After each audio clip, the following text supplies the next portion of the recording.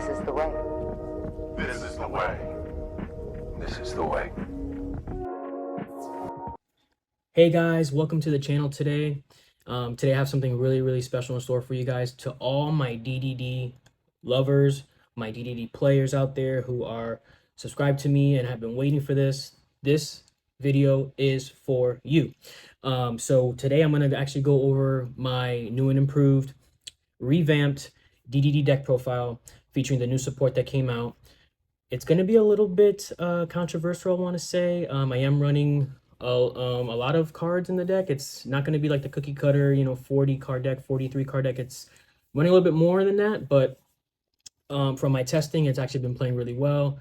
Most recently I've been play testing with my friends. I beat a Tenpai player, I beat a Melodious, I beat Voiceless Voice. It can compete. So I'm going to go ahead and show it off, and without further ado, let's begin. All right, guys, to go ahead and start it off, we have the obligatory DDD Savant Kepler. This guy is needed. He is your main searcher of the deck. On summon, you can go ahead and search for a Dark Contract card.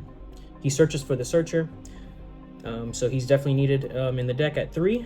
I also run the 3 DD Savant Copernicus. This guy, I find him to be like pretty good. He's just a foolish burial from deck to grave. He can set up your graveyard for like your graveyard plays. He can send like Necro Slime for like your Miracle Fusion. He can send your Lamia to play through some disruption. He's really good.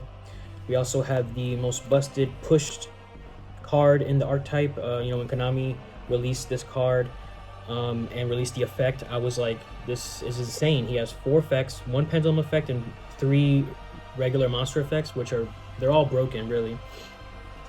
So first effect is if you control another DD card on the field, you get to special summon him on the field, so he's another body to go into your link. And then when he is a pendulum summoned, you get to discard a DD or Dark Contract card from your hand to draw one, so that's kind of cycled through your deck.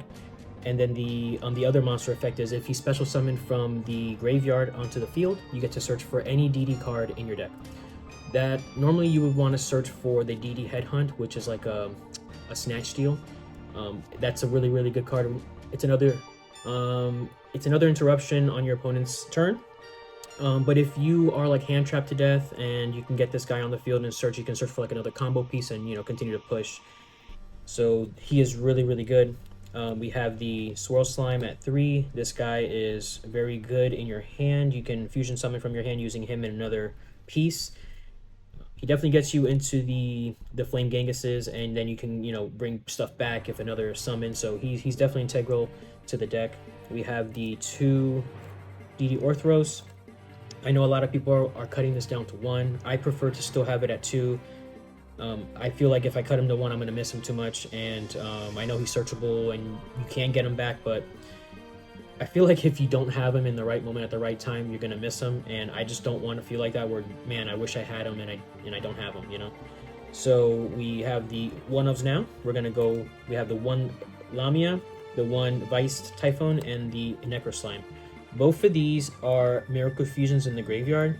This one specifically has to get a level 8 fusion, and this one can get any fusion.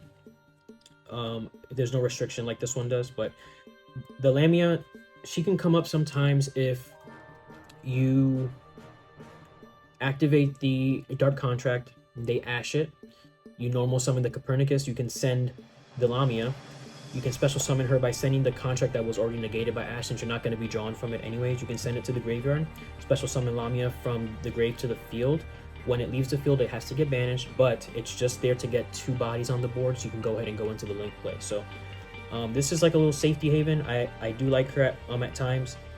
When the opponent thinks that you don't have anything else, but you summon her from the graveyard, and it's like, oh, he can still go into the link. I guess I really didn't do much. We have the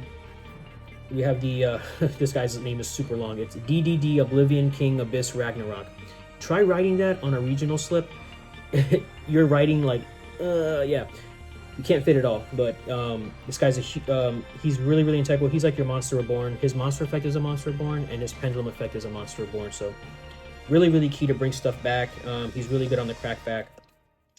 We have the DDD Savant Thomas. This guy is another recovery play. You put him in the pendulum scale, he can recover a DD from your extra deck.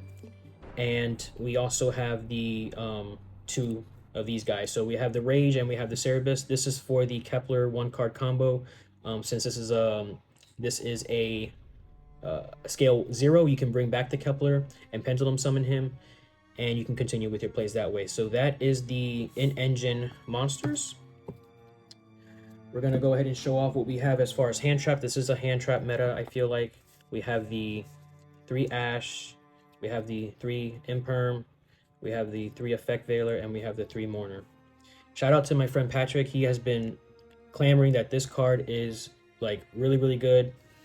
In some instances, it's better than Effect Veiler, because Effect Veiler you can only activate it during your opponent's main phase, where this is just if they special summon anything. It could be during any phase. So this is a little bit more flexible, but this is also not once per turn. So you kind of have to have both of them just to kind of cover kind of like all your bases and things like that. So this is my hand trap lineup. I feel really good with this. Stops most things. I do have some cards in the side deck that I normally kind of side out just depending on what matchup I'm kind of facing. So I'll show you guys that as well. I am going to show you guys my side deck, so just get ready for that. So that was the hand traps. We also have the spells. We have the 3 Dark Contract with the Gate. This is the Searcher. We have the Dark Contract with the Swamp King. This is your fusion. So and then we also have the Dark Contract with the Patent License. This is your Pseudo Floodgate, as well as a recovery piece. If it's sent to the grave, you get to recover a DD monster from your graveyard or your extra deck, face-up extra deck. Now, this is the moment that we've been waiting for. I've been waiting for this card to come out. This is Nightmare Throne, along with the Terraforming. Nightmare Throne is insane for the deck. It's kind of like an upgrade to Puri Rice Map already, because you don't lose life points. So what it is on activation, you search for a Fiend monster from your deck to your hand. You can add it, and it has to be 0 attack, 0 defense, which fits perfectly into our starters. We have Copernicus, that's a 0 attack, 0 defense. We also have Kepler, that's a 0 attack, 0 defense. And oddly enough, we have Rage. Rage sometimes can come in handy by searching it. You can kind of go into like, you can summon Rage on the field and then use its effect to have your opponent can activate like monster effects from the hand or any effects from the hand. So that can kind of help you as well. I really love this right here. I'm so happy that this came out. This definitely helps the deck out immensely. We have the 3 Puri Rice Map. I know people are already cutting this for Nightmare Throne, but I'm like, hey, I rather see all starters. I want to have my deck consistent as possible. This is just my first draft of the deck. I'm just play testing with this. I may cut this down to 2, maybe do 2 Throne, 2 Map.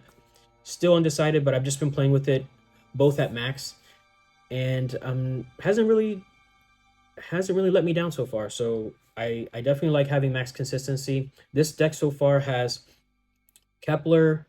You have your 3 Kepler, 3 Contract with the Gate, 3 Nightmare Throne, 1 Terraforming, 3 Puri Rice Map. You're having like 13 starters, I believe, in this deck already.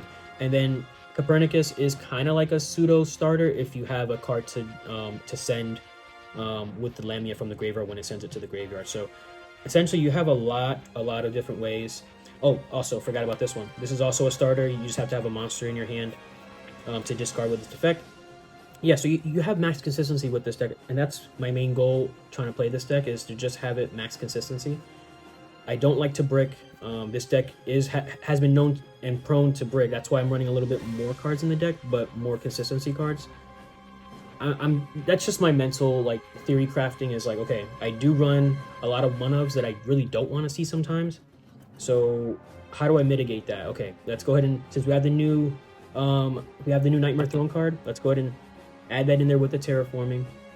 And then we also still kept the Puri Rice Map at 3. So we have max consistency, also without seeing, we're seeing less of those bricks, essentially. We also have the 1 Call By and the 1 Triple Tactics. Don't want to brick on this, I just have it as a 1. If I see it, great. I feel like this card was stuck to my hand anyways. when I was playing a Tenpai player, they asked me, went ahead and looked at their hand because I did have enough gas to push through just that one interruption, ripped their last interruption, set up my full gate with Caesar, Siegfried, Machine X, and the set Headhunt, and they couldn't play through that. So yeah, so this card is clutch, just don't really want to break into it. And this card, obviously you guys know, this is the God card. This stops any hand trap and lets you play through. So that is my spell lineup. Then we run the last, Headhunt. That's my only trap card besides the triple Imperm.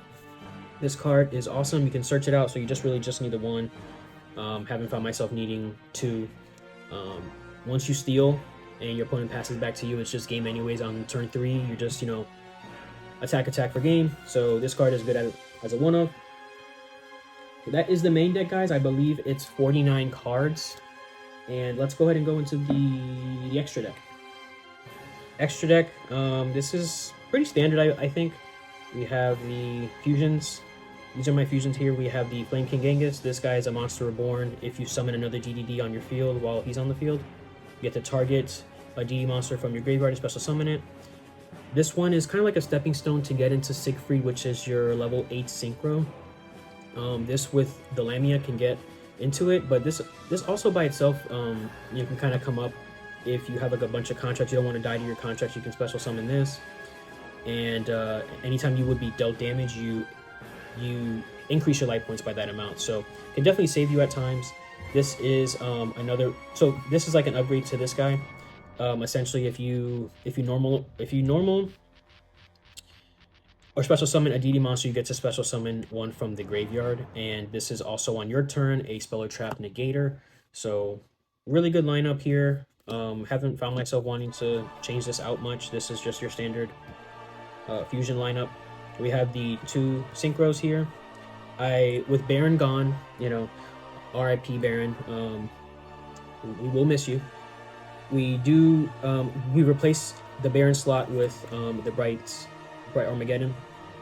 Now, there are lines where the same lines that you would play Baron in, you can summon this guy on the field, and then when you go into your link play, he's protected because this card's first effect says your opponent cannot target monsters you control with card effects. So it protects against Imperm, it protects against Moonlit Chill, Ghost Mourner, it protects against Imperm. So any targeting negation, it protects your monster from it, so your plays are going to go through. The only thing it doesn't protect is it's not an Omni Negate, so if they have Nib, they're just going to Nib you. So that's like the one downside to him, but he's pretty good on his own. He's 3,500 attack too, so that's like your strongest monster from your extra deck, so he's really strong. And then the Siegfried, I love this card's art. It's so amazing. Look at that. Oof. So cool. Red scarf, big sword, white hair, like it looks pretty cool. So this guy essentially is a spell trap negate, and what he does as well is if he is destroyed by battle or card effect and sent to the graveyard, you get to go ahead and increase your life points by the amount of contracts that you have. So if you have 2 and you have 2,000 life points, so if your opponent passes, you're about to die. Essentially, if he is destroyed, he's sent to the graveyard, he will increase your life points by 1,000 for each contract. So you'll gain 2,000, and then you won't die to your contracts next turn. So he definitely can come up. He is a lifesaver sometimes, that way. We're going to go into our Xyz lineup. We have the Wave King Caesar, we have the Marksman King Tell, we have the Wave High King Caesar, we have 2 Machinex, and then we have the Zeus. So this is pretty standard, I feel, as well. I haven't seen too much deviation from the Xyz lineup from other players as well. So Wave King Caesar, he's your rank 4. You slap the rank 5 on top of him. This is like a package deal at this point. Wave High King Caesar, he is your Solemn Warning on legs, not once per turn. So if you have 2 materials, you're negating twice. Machine X, this guy is amazing. This guy reads as like he's definitely like your boss monster. So if your opponent activates a monster effect, you can either pop a contract or detach 2 monsters from him to go ahead and attach the monster that was activated to him as material. So Definitely clutch, because I feel like nowadays opponents want to have monsters on the field to either fusion, to synchro, like, Tenpai. I can't count how many times I've attached a Tenpai monster to him and they had to pass because they didn't have another monster to synchro. Like, they would summon white, which is, I don't know the name, but he summons white to search for red, but I use the effect to attach red to him, and then he has a red in hand, but he doesn't have the white to synchro or anything like that. So this card's great. We also have the Zeus as well, just field wipe. He can be on top of any one of these. I also try sometimes to even do Wave King Caesar, Marksman King Tell, detach his effect to lower something so I can attack over it, and then I just slap this on top of it so he has like 3 materials or 4 materials on it. Really good. Yeah, so this is the lineup. Not much has changed, I don't believe. I mean, not unless we get some more support, which I hope. Please, Konami, send us some more support. I love this deck. Then we have the 3 Link monsters, the DD Abyss King Gilgamesh. He is your starter. He sets up everything. He sets your pendulum scales, and then you can continue. If he is destroyed by an attacking monster, an opponent's attacking monster, or destroyed by card effect, his effect activates in graveyard to special summon any DD monster from your extra deck. So this can come in handy. This can also bring out like the bright Armageddon as well. It can bring out your Siegfried. Anything that you need to extend, he can bring it out, which is kind of a cool effect that he has. We're gonna go ahead and go into our side deck. We have some more hand traps here. We have Ghost Ogre for the Tenpai matchup, as well as the Voiceless matchup, because they have their stuff face up on the field and they activate their effects. We have the DD Crow as well. This is really clutch, this format, very versatile, can hit a lot of matchups. We have the Dimensional Barrier, again for Tenpais, for Voiceless Voice, anything really that this would hit, you have to sight it in. It's really good. We have the Evenly if we're going second, and we have the Lightning Storm with the Harpy's Feathers for back row decks. Yeah, so this is pretty much the 15 card side deck that I'm running. I also have like an honorable mention is the Dark Contract with Errors. That's your searchable contract that shuts off traps. Haven't really played too much Labyrinth, but I feel like if Labyrinth ever gets a resurgence, or if it starts topping more than what it is, this can definitely come in and stop those type of trap decks. So guys, this is it. I really appreciate you guys being patient with me. I know you DD players have been saying, hey, can we get more more videos, more videos on the channel. It's just been really busy, guys. I really apologize, but I'm glad you guys are here. I made this for you, specifically for you. DDDs is awesome. It's my favorite deck, as you can see. Has my mat. This is all, and a lot of you guys have been asking about this mat. I'm sorry. I got this mat back in like 2016. I had it custom made. I was trying to look to see if I have like the picture, like the image, so I can give it to you guys. So you guys can get it custom made, but I can't find it in like my old laptop, my old phone. I've been looking everywhere for it. I really apologize, but this is, I guess, this is a one-of-a-kind mat at this point. I don't have the picture to send it to you guys, so you guys can make that for yourself. But if I do, I will share it, I promise. So guys, I really appreciate it. Please like and subscribe down at the bottom. Thank you guys for the support. We're more than halfway to my goal. My goal is 1,000 subscribers. We're at, what is it, 550 something. It's all thanks to you guys. I really appreciate you guys sticking by me. And if you like this content, let me know down in the comments. I really want to read what you guys have to say. I interact with everyone. It's one thing I can say about myself. I definitely want to make sure that you guys are heard. I do hear you guys. I do read your messages. And thank you for the love and support. Again, this is Brandon Lawrence signing out. And remember, this is the way.